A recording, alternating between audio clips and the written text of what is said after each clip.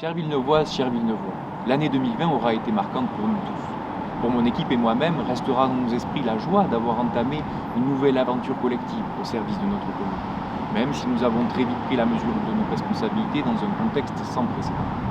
Durant cette période particulière qui nous contraint encore aujourd'hui à renoncer partiellement à la convivialité qui nous est si chère, nous avons aussi reçu de nombreux témoignages de soutien et toute l'équipe des élus se joint à moi pour vous remercier sincèrement de cette confiance de tous les jours. Nous tâcherons de l'honorer tout au long du mandat, soyez-en certains. Plus que jamais, notre responsabilité est d'assurer la protection de tous et la continuité du service public. Pour cela, je rends un hommage sincère aux agents de la collectivité pour leur investissement exemplaire dans ce contexte. C'est aussi grâce à eux que nous avons pu engager les premières actions de notre projet. À l'aube de cette nouvelle année, je voudrais rapidement évoquer avec vous 3 thèmes qui me tiennent particulièrement à cœur et que nous avons essayé d'investir pleinement. D'abord, une valeur qui prend tout son sens dans une période comme celle que nous vivons, la solidarité.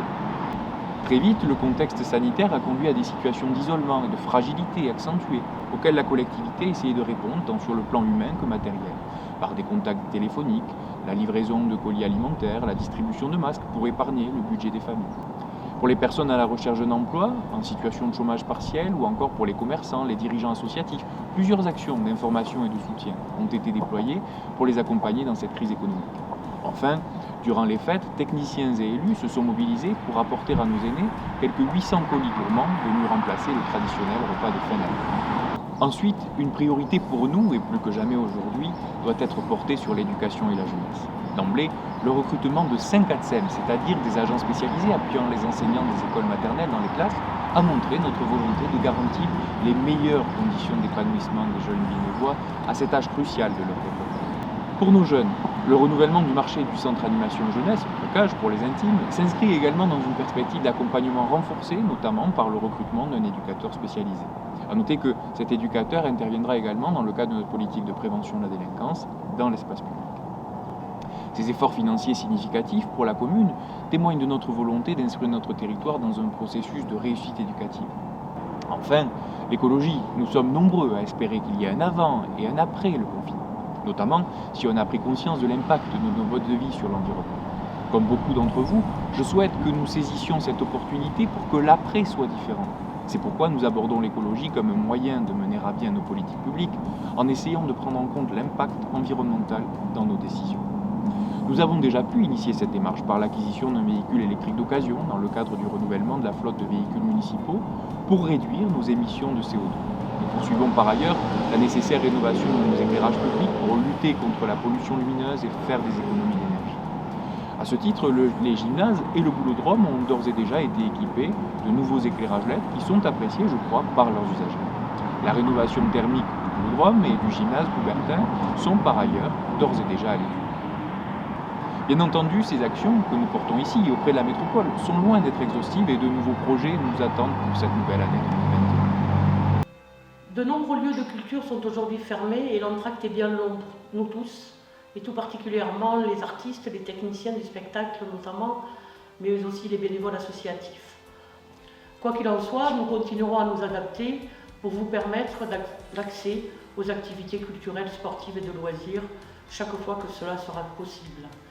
Ainsi, les livres, les CD, les jeux sont accessibles à la médiathèque, en présence ou en drive. Les expositions du Majorat, où nous sommes, je suis là devant une des œuvres de l'exposition des 20 ans des abattoirs, continueront à vous être présentées en virtuel et en attendant le prochain vernissage. Enfin, nous soutiendrons les associations dès que la reprise des activités pourra se faire dans un climat plus serein. Et nous comptons sur vous tous pour les soutenir également. Confiants dans l'avenir, nous avons missionné un groupe d'étudiants de Sciences Po pour nous accompagner dans une réflexion d'aménagement de la Maison Léris. L'idée est d'y accueillir des projets coopératifs et d'entrepreneuriat, et bien entendu, habitants et acteurs locaux y seront associés. Parmi les nombreux projets en 2021, je retiendrai tout d'abord la fin de l'arrêt des travaux du chemin du Blanquet avec la réalisation des trottoirs, d'aménagement de chaussées pour la sécurisation des piétons et cyclistes, ce qui permettra de réduire la vitesse. Ensuite, nous lancerons cet été le remplacement du sol souple du gymnase de Pierre de Coubertin. Nous lancerons également l'étude de faisabilité pour la création d'une structure pour l'accueil des sports de tapis.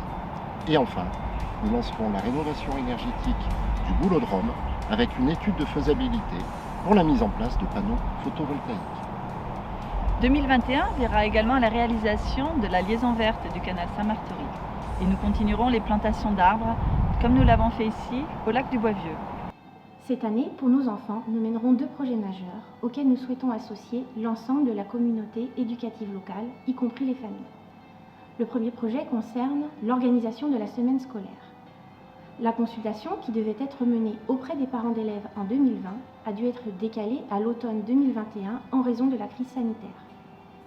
Cependant, ce report nous a permis de mûrir davantage notre projet. C'est pourquoi, dès le mois de mai, nous vous proposerons d'échanger sur ce que sont les rythmes et les besoins de l'enfant, notamment en termes de sommeil, d'alimentation, d'activités sportives et socioculturelles. Nous nous interrogerons également sur les incidences que peuvent avoir l'usage des écrans récréatifs sur ces besoins élémentaires. Nos efforts porteront aussi sur l'adaptation de notre marché de restauration scolaire en vue de la loi Egalim en 2022, qui verra se renforcer la place des produits locaux et bio dans les assiettes de nos enfants. Comme vous le savez, avec les agents de la police municipale, avec aussi les agents des services à la population de la mairie, nous sommes très attachés à la fois à l'amélioration de la tranquillité publique, mais aussi à la qualité du service public local. C'est la raison pour laquelle, pour cette année 2021, nous avons fait le choix de 2 éléments prioritaires. D'une part, l'élargissement possible des horaires de présence de la police municipale dans l'espace public, et d'autre part, l'élargissement d'un dispositif. Ce dispositif, il s'agit de voisins bienveillants, et nous souhaitons l'élargir dans le quartier Las Roncesses, d'une part, le long de la route de Portée, d'autre part, avec le souhait de voir le maximum d'entre nous, d'entre vous, concitoyennes et concitoyennes, s'impliquer dans cette démarche-là.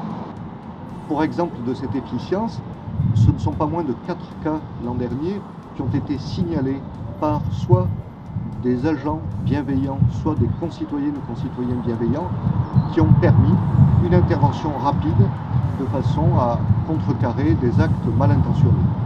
Dans le cadre des premières modifications du PLUIH, nous serons extrêmement attentifs à ce que les dispositions réglementaires puissent accompagner notre volonté d'urbanisation maîtrisée. Cette année, à Las Roncesses, seront livrées la place commerciale et la résidence senior. Cette résidence senior comprendra une salle qui pourra accueillir des activités municipales. Plus que des logements, nous souhaitons favoriser le lien social et les activités intergénérationnelles. Cette année encore, nous laisserons la place belle à la nature en ville, notamment en étudiant la mise en place de jardins partagés, en développant le réseau des pistes cyclables et l'installation de panneaux photovoltaïques en toiture de bâtiments. Dans un monde où la plupart des démarches se font sur Internet, la fracture numérique creuse les inégalités, comme souvent, au détriment des plus vulnérables. Nous proposerons donc, dès cette année, des dispositifs d'accompagnement pour les publics non équipés ou non initiés à ces nouvelles technologies. Nos actions d'accompagnement vers l'emploi se poursuivront également grâce au dispositif de parrainage mis en place ici, à la Maison de la Solidarité. Enfin, un autre objectif important pour ce mandat est de développer et dynamiser notre centre-ville. Une réflexion avec Toulouse Métropole est d'ores et déjà engagée pour favoriser l'installation de commerces de proximité qui manquent encore à notre commune. Plus que jamais aujourd'hui, les dispositifs de solidarité se révèlent indispensables dans le quotidien de bon nombre d'entre nous. Pour compléter les actions qui sont déjà menées, nous allons mettre en place dès cette année 2 actions phares. En premier lieu, nous allons mettre en place une permanence d'aide aux démarches administratives pour les publics qui rencontrent des difficultés à faire valoir leurs droits. Ce projet s'articulera avec les dispositifs de lutte contre la fracture numérique. Ensuite, nous essaierons de proposer aux aidants de personnes dépendantes une halte répit pour leur permettre un temps de respiration pour leurs propres activités.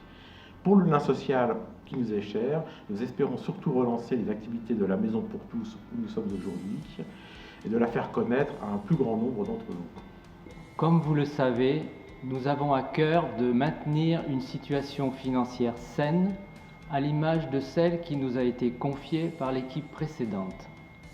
Cette maîtrise financière nous paraît indispensable pour maintenir une pression fiscale faible à l'égard de nos concitoyens, et ce d'autant plus dans un contexte où la crise économique touche durement certains d'entre nous. Pour finir, je tenais à vous adresser le message le plus important. Je vous souhaite, Villeneuvoises, Villeneuvois, mes meilleurs vœux pour cette nouvelle année. Que dans vos familles, vous retrouviez tout à la fois la sérénité et la chaleur des échanges.